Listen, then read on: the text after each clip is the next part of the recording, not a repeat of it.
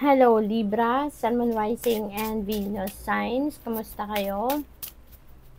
Sana po'y nasa mabuti kayong kalagayan. Welcome back po sa Star Tarot. Kung bago kayo rito, welcome din kayo. Thank you sa inyong support. I truly appreciate it. God bless you all. Libra, paunang mensahe ninyo ay journey. So siguro meron kayong travel na pupuntahan, na gagawin, no? Maybe you're going somewhere, or maybe mental travel, ito posibleng ganun din ang ganap, no? Siguro marami lang kayong din iniisip, maaring malayo ang nararating ng isip ninyo, something like that, no? Sabi din dito, focus on how far you have come, diba? Malayo na din ang nilakbay ninyo para makarating kayo sa kung nasaan kayo ngayon sa buhay ninyo.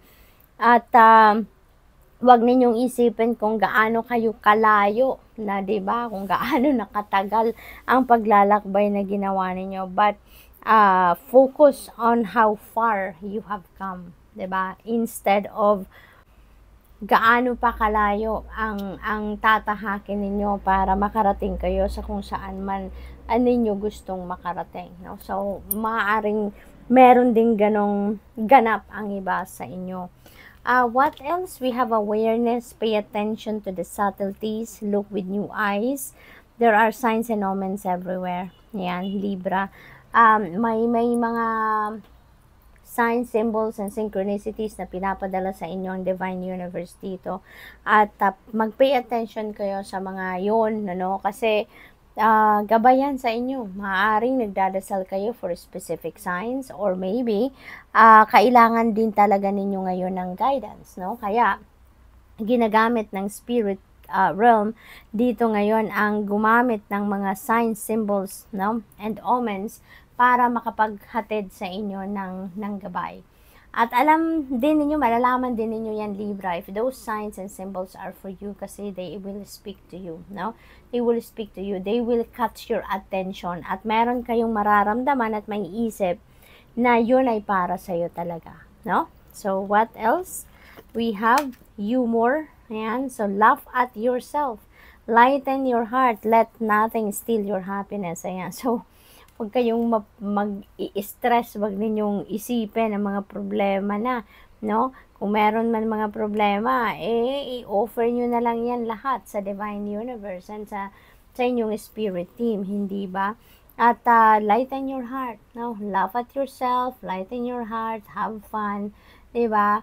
Kailangan din natin ng balanse kasi, no? Kailangan din ninyong tumawa paminsan, hindi ba?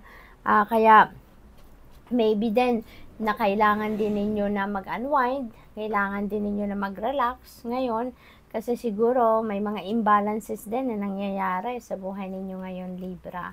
What else? We have sacred space. Ayan, kailangan ninyo ng magmuni-muni, kailangan ninyo na talagang magnilay-nilay, mapag-isa, no? Para, alam mo yun, mahanap ninyo yung peace na hinahanap ninyo.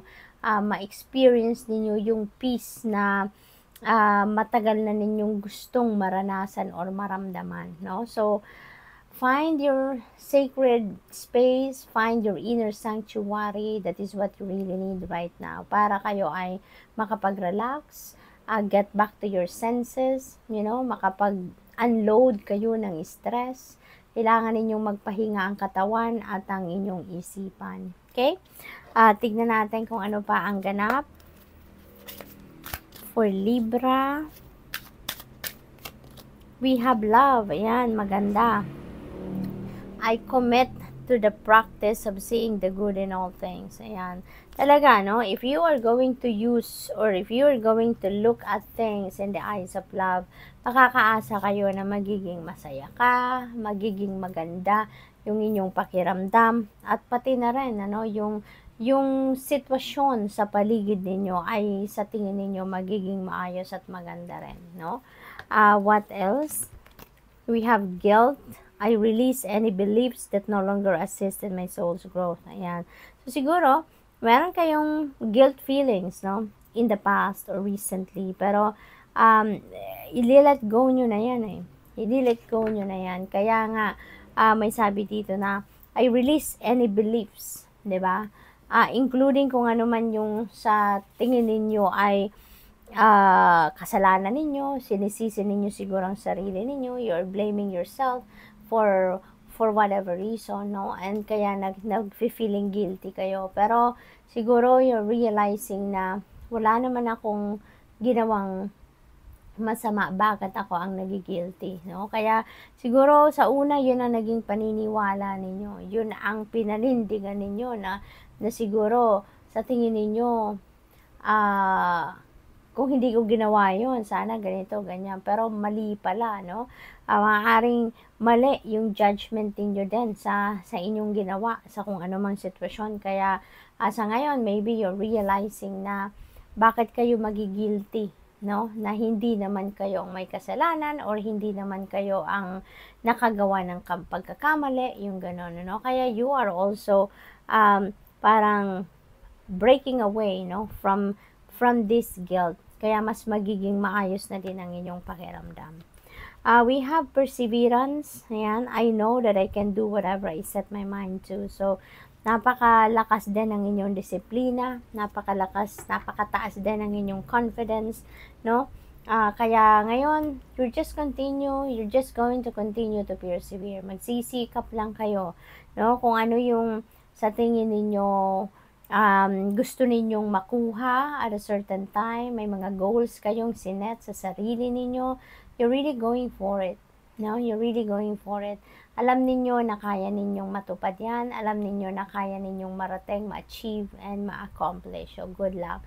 That's all I have for you for today. Thank you for watching. Love and light. Namaste.